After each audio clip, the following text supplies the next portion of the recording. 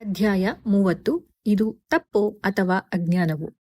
ಆ ರಾಯಲ್ ಕಮಿಷನ್ನಲ್ಲಿದ್ದ ಹೆಚ್ಚು ಜನ ಸದಸ್ಯರು ವ್ಯಾಕ್ಸಿನೇಷನ್ ಪದ್ಧತಿಯನ್ನು ಅನುಮೋದಿಸುವವರಾಗಿದ್ದರು.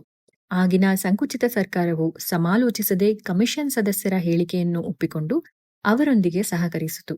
ಆಗಿದ್ದರೂ ಸಹ 7 ವರ್ಷಗಳ ನಂತರ ಅದೇ ಕಮಿಷನ್ ಯಾರು ವ್ಯಾಕ್ಸಿನೇಷನ್ ಮಾಡಿಸಿಕೊಳ್ಳಲು ನಿರಾಕರಿಸುತ್ತಾರೋ ಅವರನ್ನು ಒತ್ತಾಯಪಡಿಸಿ ವ್ಯಾಕ್ಸಿನೇಷನ್ ಮಾಡಬಾರದು ಎಂಬ ಹೇಳಿಕೆಯನ್ನು ನೀಡಿ ಸರ್ಕಾರಕ್ಕೆ ಶಿಫಾರಸು ಮಾಡಿದರು.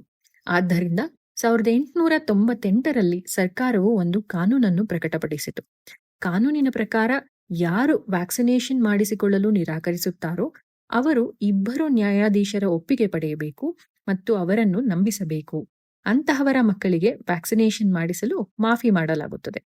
ಈ ಮಾಫಿ ಮಾಡುವಿಕೆಯು ಕಾರ್ಯರೂಪಕ್ಕೆ ಅನ್ವಯಿಸಲಿಲ್ಲ, ಏಕೆಂದರೆ ಬಹಳ ಮಟ್ಟಿಗೆ ನ್ಯಾಯಾಧೀಶರು ನಂಬುತ್ತಿರಲಿಲ್ಲ. ಸರ್ಕಾರವು ಜನರ ಹೇಳಿಕೆಯನ್ನು ಇಷ್ಟಪಡುವುದಿಲ್ಲ ಎಂಬುದು ನ್ಯಾಯಾಧೀಶರುಗಳಿಗೆ ತಿಳಿದಿತ್ತು. ಆದ್ದರಿಂದ ವಾಡಿಕೆಯಂತೆ ಒತ್ತಾಯವಾಗಿ ವ್ಯಾಕ್ಸಿನೇಷನ್ ಮಾಡುವ ಪದ್ಧತಿ ರೂಢಿಯಲ್ಲಿತ್ತು. ಕಾನೂನಿಗೆ ವಿರುದ್ಧವಾಗಿರುವುದು ಸಹ ರೂಢಿಯಲ್ಲಿತ್ತು.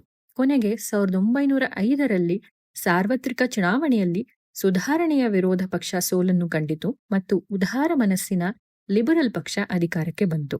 ಬಂದ ಮರುವರ್ಷವೇ ಒತ್ತಾಯದ 50 ವರ್ಷಗಳಿಂದ ಜಾರಿಯಲ್ಲಿದ್ದ ವ್ಯಾಕ್ಸಿನೇಷನ್ ರದ್ದುಪಡಿಸಲಾಯಿತು.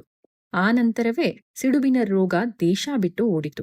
ಆದ್ದರಿಂದ ಬ್ರಿಟನ್ ದೇಶದಲ್ಲಿ ಸಿಡುಬು ರೋಗವು ನಿರ್ಮೂಲಗೊಂಡಿದ್ದು ವ್ಯಾಕ್ಸಿನೇಷನ್ನಿಂದಲ್ಲ, ಆದರೆ ವ್ಯಾಕ್ಸಿನೇಷನ್ ಅನ್ನು ನಿಲ್ಲಿಸಿದ್ದೇ ಕಾರಣವಾಯಿತು.